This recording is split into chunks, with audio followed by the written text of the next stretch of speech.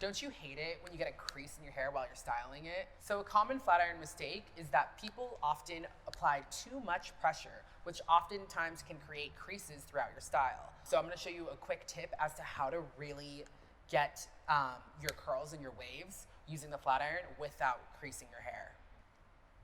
So as you can see, when you roll the flat iron downward and create that spiral with the flat iron, it creates a really bouncy curl effect. So you can really use the beveled edges to your advantage to create any of these looks without creating a harsh crease that often happens with other flat irons.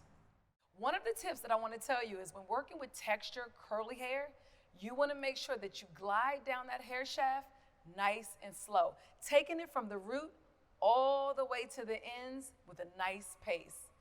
That way you'll ensure to not damage that hair going over it once and twice, way too many times.